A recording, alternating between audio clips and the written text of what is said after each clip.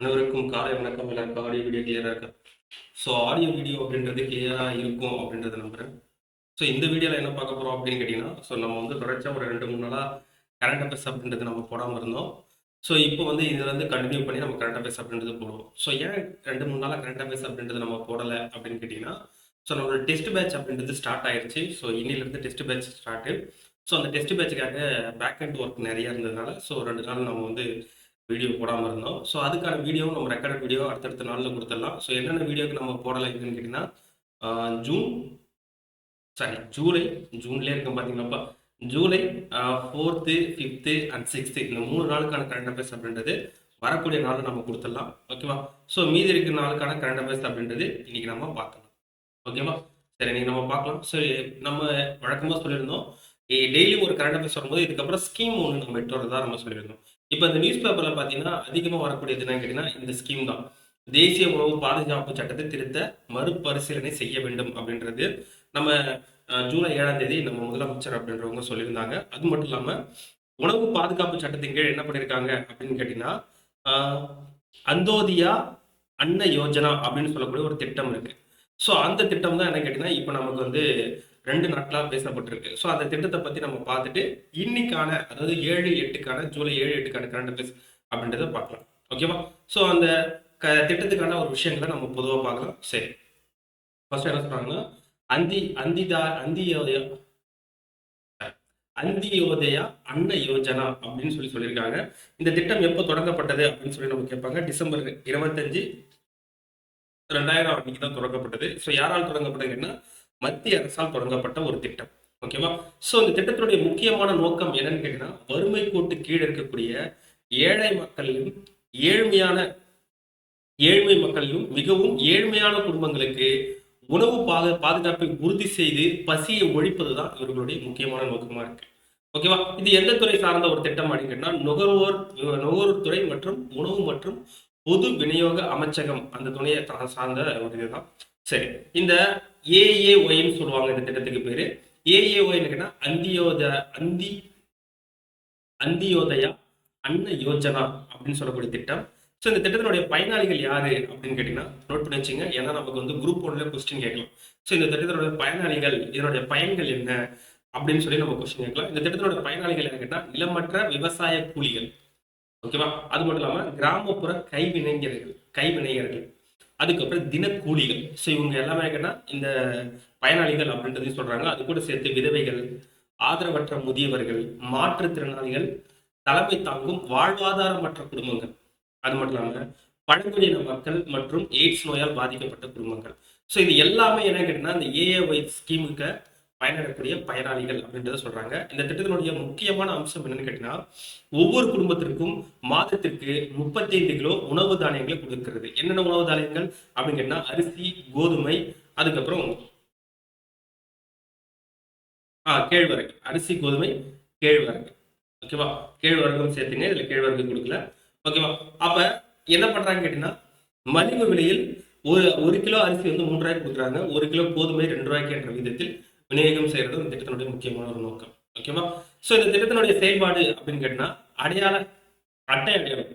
So இந்த திட்டத்தின் கீழ் உள்ள குடும்பங்களுக்கு மஞ்சள் நிற ஸ்மார்ட் கார்டு வழங்கப்பட்டுள்ளது. இதில் ஏஏஒய் என குறிப்பிட்டிருந்தால் இந்த திட்டத்துல என்ன பண்ணிருப்பாங்க கேட்டா இணைஞ்சிருக்காங்க அப்படின்றது அர்த்தம்.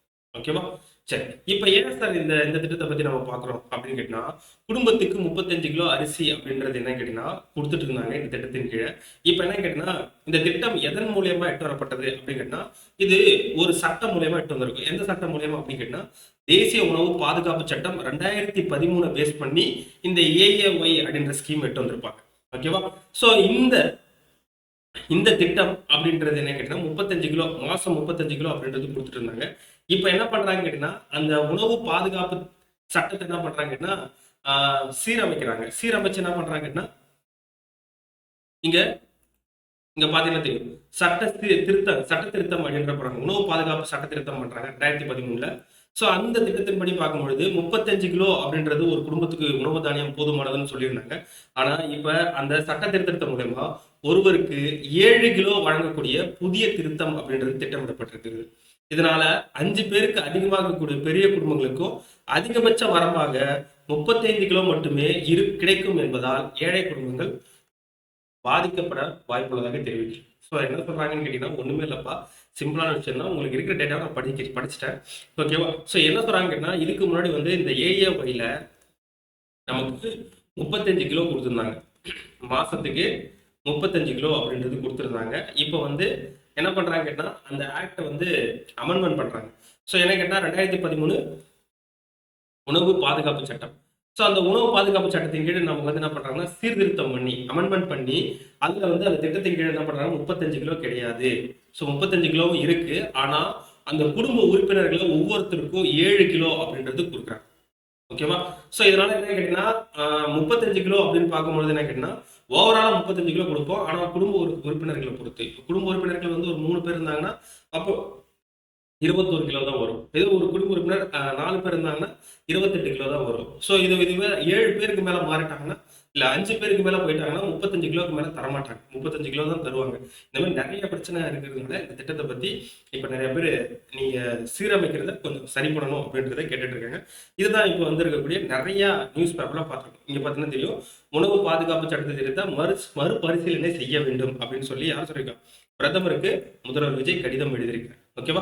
ஸோ என்ன சொல்றாங்க கேட்டா, தேசிய உணவு பாதுகாப்பு சட்டம் 2013 மத்திய அரசு திருத்தம் கொண்டு வர உள்ளதாக ஜூன் 24 சொல்லியிருந்தாங்க. அதன்படி பார்க்கும்பொழுது என்ன கேட்டா, இதனால 70 லட்சம் ஏழை விவசாயிகள் பாதிக்கப்படுறதாகவும் சொல்லியிருக்காரு. இந்த திட்டத்தின்படி என்ன பண்றாங்கன்னா, மாதந்தோறும் 35 கிலோ கொடுக்கக்கூடிய உணவு தானியங்கள் ஒரு மாதத்துக்கு 7 கிலோ உணவு தானியங்கள், அதுவும் ஒருவருக்கு மட்டும் தரப்படக்கூடியதா இந்த உணவு உணவு பாதுகாப்பு சட்டத்தில் திருத்தம் கொண்டு வந்திருக்கா சொல்லியிருக்காங்க.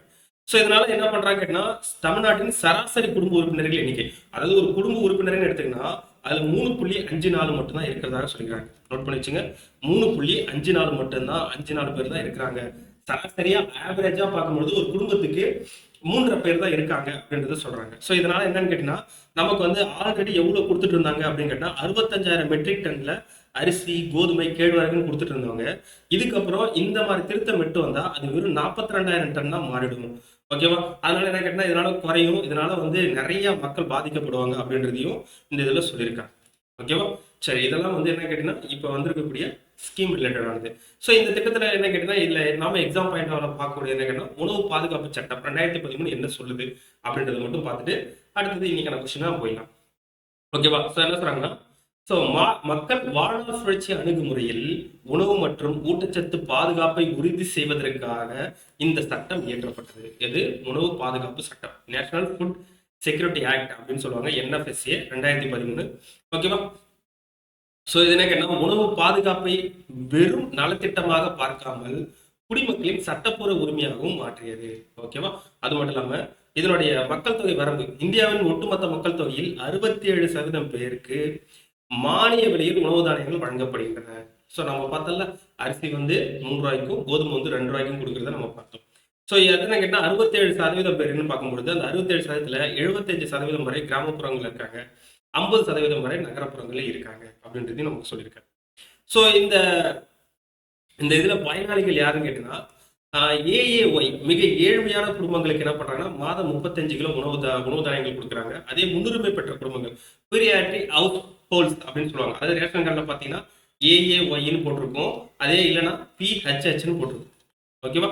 ஸோ இந்த 2 கேட்டகரியா பிரிக்கிறாங்க. ஸோ இவங்களுக்கு வந்து என்ன கேட்டால் மாதம் 35 கிலோ உணவு தானியங்கள் இலவசமாக கொடுக்குறாங்க.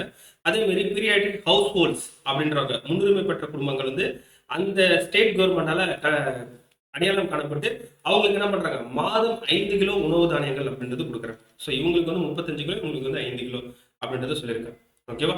ஸோ ரேஷன் கார்டு வரும்போதாக மூத்த பெண்மணி, குடும்பத்தில் மூத்த பெண்மணி 18 வயசுல இருந்து அதுக்கு மேற்பட்டவங்க என்ன பண்றாங்கன்னா, நமக்கு வந்து மூத்த பெண்மணியா குடும்ப உறுப்பினராக, அதாவது ரேஷன் கார்டில் சேர்க்கிறாங்க.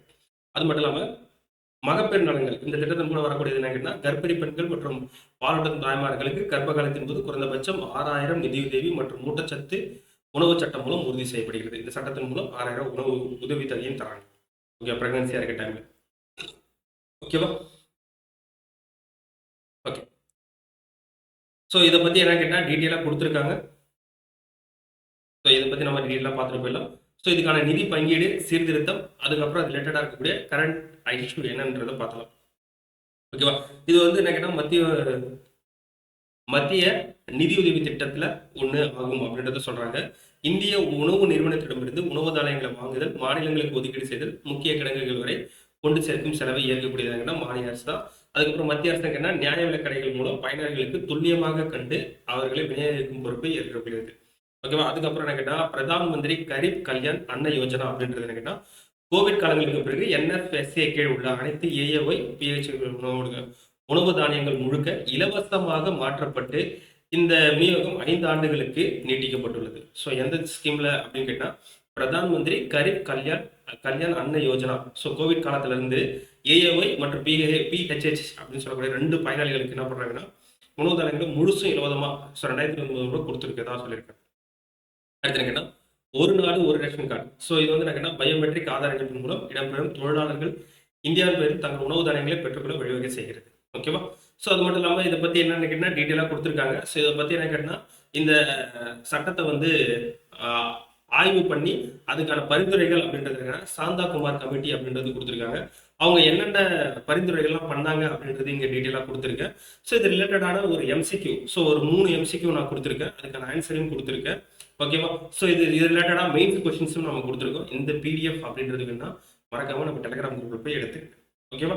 சரி, ஓகே, நம்ம வந்து விஷயத்த பார்க்கலாம். சரி, ஃபர்ஸ்ட் கொஸ்டின்ஸ். ஸோ இன்னைக்கான கரண்ட் அஃபேர்ஸ் கொஸ்டின்ஸை பார்க்கலாம். சமீபத்தில் தமிழ்நாடு அரசு ஆதி திராவிடர் மற்றும் பழங்குடியின நலத்துறை பெயரை எவ்வாறு பின்வற்றில் எவ்வாறு மாற்றியுள்ளது அப்படின்னு கேட்குறாங்க. ஸோ என்னவா மாற்றிருக்காங்கன்னா சமூக நீதித்துறையாக மாற்றிருக்காங்க. ஓகேவா? அடுத்தது முதலமைச்சர் காலை உணவு திட்டம் செப்டம்பர் 17 முதல் எந்த வகுப்புகள் வரை விரிவுபடுத்தப்படும் தமிழ்நாடு அரசு 6ல இருந்து 8 வகுப்பு வரை. ஓகேவா? ஸோ இதை பற்றின டீட்டெயிலான எக்ஸ்பிளனேஷன் அப்படின்றத நம்ம கீழே நான் வச்சிருக்கேன். ஸோ அதில் நம்ம பார்க்கலாம். ஓகேவா? அடுத்தது தமிழ்நாடு தொல்லியல் துறை சமீபத்தில் மேற்கொண்ட அகழ்வாய்வில் 2500 ஆண்டுகள் பழமையான படிக்கட்டுகளுடைய கிணறு கண்டுபிடிக்கப்பட்டுள்ளது அப்படின்றது கேட்டிருக்காங்க. ஓகேவா?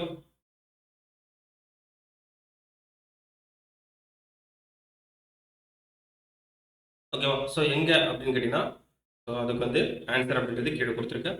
ஸோ அடுத்து தீண்டாமைக்கு எதிராக போரிடவும் லண்டன் வட்டமேசை மாநாட்டில் பங்கேற்றுவோமான யாருடைய 127வது பிறந்தநாளை ஜூலை 7 அன்று கொண்டாடப்பட்டது அப்படின்னு கேட்டீங்கன்னா ஸோ யாரோட பிறந்தநாள் அன்று அப்படின்னு கேட்டீங்கன்னா இரட்டைமலை சீனிவாசன். அடுத்து என்ன கேட்டீங்கன்னா 16வது நிதி மாநிலங்களுக்கிடையான பகிர்வை புதிதாக சேர்ந்துள்ள மொத்த வாரங்களுக்கு சந்தை மதிப்பினை வழங்கியுள்ளது.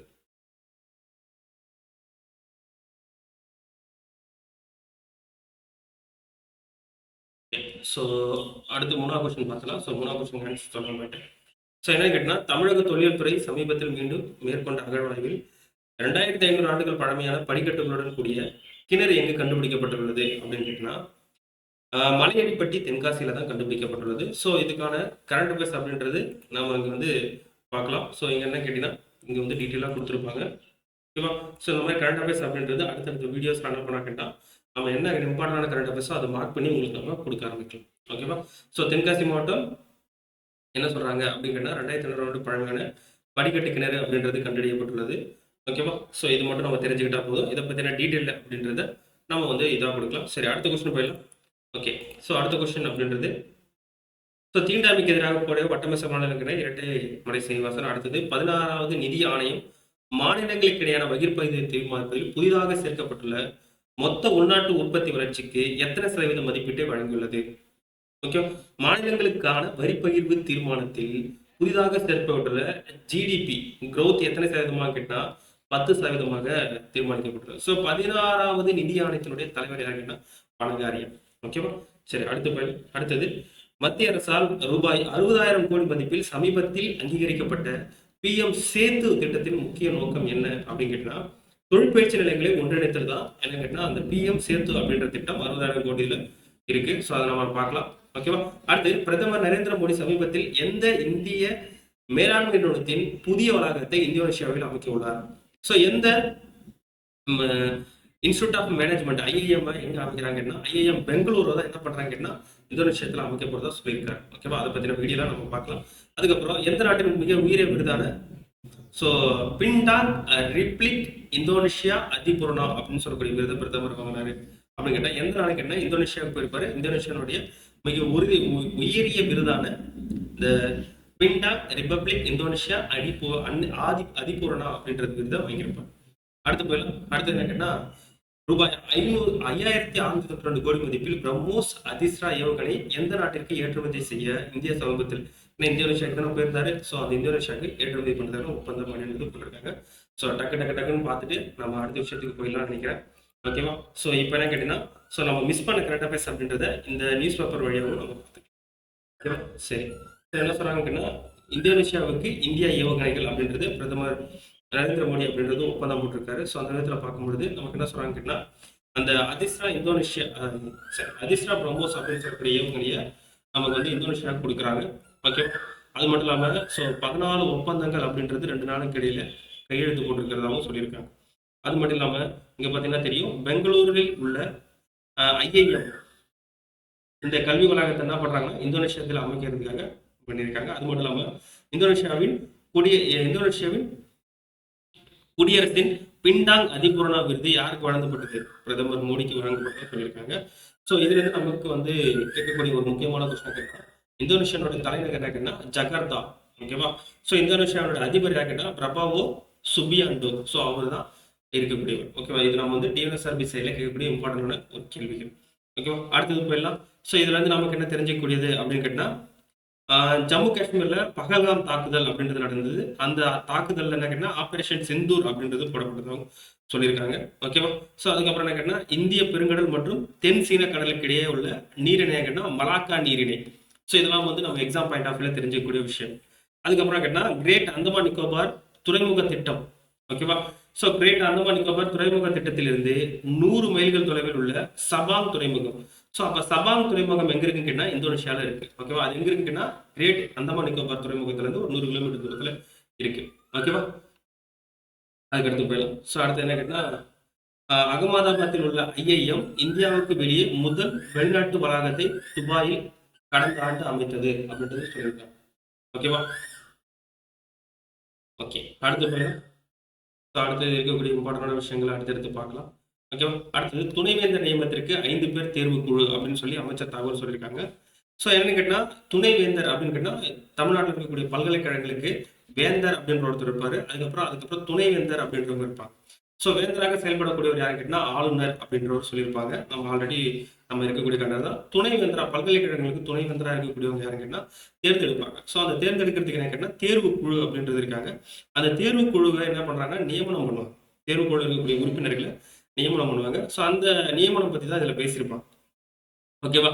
ஸோ அதாவது என்ன சொல்றாங்கன்னா, துணைவேந்தர்களை நியமனம் செய்வதற்கு தேர்வு குழுவில் ஆளுநரின் உறுப்பினர்கள் தலைவராகும். அந்த தேர்வு குழுவுடைய தலைவர் யாருன்னு கேட்டா ஆளுநர் தான் தலைவரா இருக்கும். அதுக்கப்புறம் அது உறுப்பினர்கள் எத்தனை பேர் கேட்டா ஒரு 3 பேர் இருப்பாங்க. பல்கலைக்கழகத்தின் சிண்டிகேட் உறுப்பினர் மற்றும் அரசின் உறுப்பினர் என 3 பேர் நியமனம் செய்யப்படுவாங்க. அதாவது ஆளுநர், பல்கலைக்கழகத்துல ரிலேட்டடா சிண்டிகேட் உறுப்பினர் ஒருத்தர் இருப்பாங்க, அதுக்கப்புறம் அரசின் உறுப்பினர், மொத்தம் 3 பேர் தான் இருப்பாங்க. ஓகேவா. இதுல ஆளுநர் தான் தலைவராக இருப்பார். இப்போ தலைவர் பிளஸ் 2 உறுப்பினர் அப்படின்றது இருந்தாங்க. ஆனா போன வருஷம் ஆட்சியில பார்க்கும்பொழுது RN ரவி தான் நமக்கு வந்து ஆளுநராக இருந்தாரு. அவர் என்ன பண்ணியிருப்பாருன்னு கேட்டா, இந்த உறுப்பினர் வந்து 3 பேர் கிடையாது 4 பேரா சொல்லியிருப்பாரு. அது வந்து நிறைவேற்ற அப்படி நிலுவையிலே இருந்திருக்கு. இப்ப என்ன பண்ணிருக்காங்கன்னா 5 பேரா கேட்டிருக்காங்க. ஸோ அந்த 5 பேர் பார்க்கும்பொழுது அரசு சார்பில் சிண்டிகேட் உறுப்பினர் ஒருத்தவங்களை சேர்க்கணும் அப்படின்றதையும் சொல்லியிருக்காங்க. ஓகேவா. ஸோ இதை பத்தி சொல்லியிருக்காங்க. அதை பத்தி ரிலேட்டடா ஒரு விஷயம் நமக்கு என்ன சொல்லியிருக்காங்கன்னா, முதல் வேந்தராக முதல்வர் தான் இருக்கணும், CM தான் இருக்கணும் அப்படின்றது இவங்களோட கோரிக்கை வச்சிருக்கிறதா சொல்லியிருக்காங்க. ஓகேவா. அடுத்து போயிடலாம். இது நம்ம இதுல பார்க்கக்கூடிய இம்பார்ட்டன்டான விஷயங்கள் வேற எங்க இருக்கு அப்படிங்கன்னா, சரி இங்க பாருங்க. ஸோ பித்தக்குழாய் அடைப்பை காந்தங்கள் மூலமாக நுட்ப சிகிச்சை. ஸோ இது மட்டும் பார்த்தலாம். கல்லீரல் மாற்று அறுவை சிகிச்சைக்கு பித்தக்குழாய் அடைப்பில், ஓகேவா, அறுவை சிகிச்சை அதுல பித்தக்குழாய் அடைப்பிற்கு உயர்திறன் கொண்ட காந்தங்களை கொண்டு சிகிச்சை அளித்து அது வெற்றிகரமா சாதனை பண்ணிருக்காங்கன்னா மியாட் மருத்துவமனை எங்க இருக்குன்னா சென்னையில இருக்கு. இந்தியாவிலே முதல் முறையாக சொல்லியிருக்காங்க. ஓகேவா. ஸோ அதுக்கப்புறம் நமக்கு தெரிஞ்சக்கூடிய ஒரு முக்கியமான விஷயம், இங்க பாத்துக்கலாம். ஸோ எனக்கு என்ன, இரட்டைமலை சீனிவாசன் பிறந்தநாள் எப்பன்னு கேட்டா ஜூலை 7 இரட்டைமலை சீனிவாசனுடைய பிறந்தநாள் அப்படின்றது சொல்லியிருப்பாங்க. ஸோ அதுல வந்து நமக்கு முக்கியமா தெரியக்கூடிய விஷயம் என்ன கேட்டா, 5ஆம் ஜார்ஜ் மன்னருடன் கை குலுக்க மறுத்த இரட்டைமலை சீனிவாசன் அப்படின்றத சொல்லியிருக்காங்க. ஸோ 5ஆம் ஜார்ஜ் ஸோ எப்பன்னு கேட்டீங்கன்னா, ஓகேவா. ஸோ இதை மட்டும் நம்ம தெரிஞ்சுக்கிட்டா போதும். அது மட்டும் இல்லாம சென்னையில பிளிக்லின் சாலைக்கு இரட்டைமலை சீனிவாசன் சாலை அப்படின்றது கொடுத்துருக்காங்க. ஸோ இது மட்டும் ரொம்ப தெரிஞ்சுக்கணும்னு அவசியம் கிடையாது. லைட்டா மட்டும் தெரிஞ்சுக்கிட்டா போதுமானது. ஓகேவா? அடுத்தது வந்து இம்பார்ட்டன்டான நியூஸ் என்னன்னா, உணவு பாதுகாப்பு சட்ட திருத்தத்துக்கு. ஸோ அதுதான் நம்ம இப்ப பத்தி பார்த்தோம். அதுக்கப்புறம் கேட்டா, அந்த டெட் எக்ஸாம் படிக்கிறவங்களுக்கு முக்கியமான ஒரு விஷயம். இதுக்கு முன்னாடி நம்ம டெட் எக்ஸாம் அப்படின்றது என்ன கேட்டீங்கன்னா, நம்ம டிஎன்எஸ்சிஆர்டி, ஸோ தமிழ்நாடுடைய ஸ்கூல் புக்கு தான் நமக்கு சொல்லியிருப்பாங்க. ஆனா இந்த டெட் தேர்வு ரொம்ப கஷ்டமா இருந்ததா சொல்றாங்க. ஆனா அதுல என்ன சிலபஸ் ஃபாலோ பண்ணாங்கன்னா, என்சிஆர்டி புக்கை ஃபாலோ பண்ணாங்க. ஸோ டெட் பேப்பர் 1க்கு 1லேருந்து 5வது புக் வரைக்கும் படிச்சா போதுமானது. டெட் பேப்பர் 2க்கு பார்த்தீங்கன்னா 6வதுலேருந்து 8வது புக் வரைக்கும். ஸோ இது வந்து ரொம்ப கஷ்டமா இருந்ததா சொன்னாங்க. ஆனா அதுல வந்து என்சிஆர்டி சிலபஸ் தான் எடுத்திருக்கிறதா சொல்லியிருக்காங்க. ஓகேவா? ஸோ எனக்கு என்ன, இது வந்து ஸ்கூல் டீச்சர்ஸ், ஸோ அவங்க எழுதக்கூடிய ஒரு டெட் எக்ஸாம். ஓகேவா? சரி, அடுத்த விஷயங்கள் நம்ம பார்க்கலாம். ஸோ அடுத்து எனக்கு என்ன, ஸோ இங்க பாருங்க 6லேருந்து 8ஆம் வகுப்பு வரை காலை உணவு திட்டம் அப்படின்றது கொடுத்துருப்பாங்க. தமிழ்நாடு அரசு மற்றும் அரசு உதவி பெறும் பள்ளிகள்ல நமக்கு வந்து 6லேருந்து 8 வரைக்கும், இதுக்கு முன்னாடி 1வது 5வது வகுப்பு வரைக்கும் தான் கொடுத்துட்டு இருந்தாங்க. ஓகேவா? அந்த திட்டம் எப்போ ஆரம்பிக்கப்படுதுன்னு கேட்டா, செப்டம்பர் 17 2022ல ஆரம்பிக்கப்பட்டது. இப்போ இது வந்து கேட்டா செப்டம்பர் 17 அண்ணா சரி பெரியார் பிறந்த நாள்ல இருந்து நம்ம என்ன பண்றோம் கேட்டாங்கன்னா, 6லேருந்து 8ஆம் வகுப்பு வரைக்கும் மாத்துறதா சொல்லியிருக்காங்க. ஓகேவா? சரி, ஓகே. ஸோ இது தாண்டி நமக்கு வேற இதுல இம்பார்ட்டன்டான விஷயங்கள், எஸ். ஸோ பிரதமர் நரேந்திர மோடி அவர்கள் வந்து என்னன்னா இந்தோனேஷியாவுக்கு வந்து போயிருக்காரு. ஸோ அந்த போகும்போது நமக்கு தேவையான விஷயங்களை மட்டும் இந்த கண்டென்ட்ல இருந்து எடுத்துக்கலாம். ஸோ இந்தியாவின் மக்கள் தொகை எவ்வளோன்னு கேட்டால் 140 கோடின்னு சொல்லியிருப்பாரு. இந்தோனேஷியாவின் மக்கள் தொகை வந்து 29 கோடி அப்படின்றது சொல்லியிருப்பாரு. ஸோ இதுல வந்து நமக்கு வந்து அந்த ஒரு சின்ன டேட்டாவை மட்டும் எடுத்துக்கலாம். ஓகேவா? ஸோ இந்தியாவும் இந்தோனேஷியாவும் கடந்த 1905ஆம் ஆண்டு முதலிருந்து சிறந்த உறவை மேற்கொண்டு வருகின்றன அப்படின்றது சொல்லியிருக்காங்க. அது மட்டும் இல்லாமல் 1955ல பாண்டுரங் மாநாடு அப்படின்றது நடந்துச்சுன்னு சொல்றாங்க. ஸோ அந்த பாண்டுரங் மாநாட்டில் நம்ம ஒரு விஷயத்த பார்க்கலாம். ஸோ 1955ஆம் ஆண்டு நடைபெற்ற பாண்டுரங் மாநாடு சொந்த முடிவுகளை எடுக்க சொந்த முடிவுகளை எடுக்க சுதந்திர நாடுகளுக்கு உரிமை உள்ளது என்ற செய்தியை அப்போதைய பிரதமர் ஜவஹர்லால் நேரு அப்படின்றத சொல்லியிருக்காங்க. அப்ப இந்த வாக்கியத்தை கொடுத்து நமக்கு யார் சொன்னாங்க கேட்கலாம். சொந்த முடிவுகளை எடுக்க சுதந்திர நாடுகளுக்கு உரிமை உள்ளது அப்படின்னு சொன்னவர் யாருன்னா பிரதமர் நம்மளுடைய ஜவஹர்லால் நேரு அவர்கள் தான் சொல்லியிருப்பார். ஓகேவா? அப்போ வந்து 1950 அவர் தான் பிரதமர் இருந்திருப்பாரு. அப்பதான் பாண்டுரங் மாநாடு போட்டிருப்பாங்க. ஸோ இந்த பாண்டுரங் மாநாடு எதுக்காக போட்டாங்க அப்படின்றத கேட்கலாம். ஸோ உலக அமைதி மற்றும் புதிதாக சுதந்திரம் பெற்ற நாடுகளுக்கிடையே ஒத்துழைப்பை மற்றும் மேம்படுத்த நடைபெற்ற மாநாடு தான் என்ன கேட்டா அந்த பாண்டுரங் மாநாடு. இதுல எத்தனை நாடுகள் கலந்துச்சு கேட்டா 29 ஆசிய மற்றும் ஆப்பிரிக்க நாடுகள் பங்கேற்றதா சொல்லியிருக்காங்க. இதுல இருந்து அப்டேட் வெர்ஷனா தான் என்ன பண்றாங்க, அணிசேரா நாடுகள் இயக்கம் அப்படின்றது ஆரம்பிக்கப்பட்டதாக சொல்லியிருக்காங்க. ஓகேவா?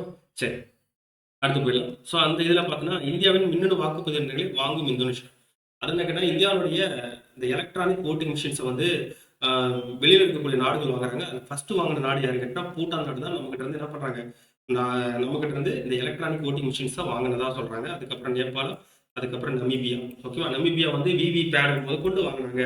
ஸோ அதன் மூலம் எலெக்ஷன் அப்படின்றது பண்றாங்க. அதனால நம்ம உலக அளவில் என்ன பண்றோம் கேட்டா ஃபேமஸ் ஆகிட்டு இருக்கோம் அப்படின்ற ஒரு விஷயத்தையும் நமக்கு இங்கே சொல்லியிருக்காங்க.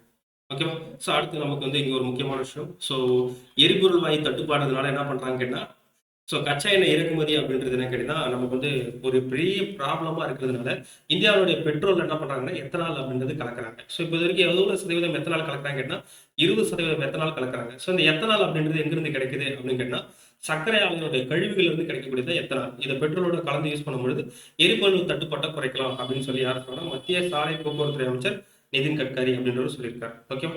அடுத்து போயிடும். ஸோ அடுத்தது நமக்கு பார்க்கக்கூடிய முக்கியமான விஷயம், இந்தியாவின் பால மனிதர் யாருக்குன்னா கிருஷித் பரத்வாஜ். ஓகேவா? இவர் தான் என்ன நடைபாலங்களை அமைச்சிருப்பார். ஓகேவா? அடுத்தது பார்க்கலாம் பிஎம் சேது திட்டம். ஸோ இதுக்கு வந்து என்ன மத்திய அரசு ஒப்புதல் வழங்குது. இவ்வளவு கேட்டா 60,000 கோடியில ஐடிஐக்களை மேம்படுத்துறதுக்காக. ஓகேவா? ஐடிஐ மேம்படுத்துறதுக்காக பிஎம் சேது திட்டம் அப்படின்றது கொடுத்துருக்காங்க. ஸோ இதை தாண்டி நமக்கு வந்து வேற எதுவும் இம்பார்ட்டன்டான விஷயங்கள் அப்படின்றது நமக்கு இந்த நியூஸ் பேப்பர்ல கிடையாது. ஓகேவா? ஸோ இதுல வந்து நம்ம பார்த்தது ஓகேவா ஜூலை 8. இப்போ ஜூலை 7 நம்ம பார்க்கக்கூடிய விஷயங்கள் என்னென்ன அப்படின்றது பார்க்கலாம். ஓகே, ஸோ இந்த பிடிஎஃப் ஃபைல் வேணும் அப்படின்னு விருப்பப்பட்டீங்கன்னா ஸோ மறக்காம நம்மளோட டெலகிராம் குரூப்ல சேர்ந்துங்க. ஓகேவா? ஸோ மீதி எனக்குன்னா ஜூலை 7 இருக்கக்கூடிய விஷயங்களையும் நமக்கு ஏற்கனவே கொடுத்துட்டோம். ஓகேவா? வேற எதனா இருந்துச்சுன்னா அப்படின்றத நம்ம இதுலேயும் பார்க்கலாம். ஓகேவா? ஸோ வேற எதனா இம்பார்ட்டன்ட் நியூஸ் அப்படின்றது ஸோ ஓரளவு எல்லா இம்பார்ட்டன்ட் நியூஸும் நான் கொடுத்தாச்சு. ஓகேவா? So okay,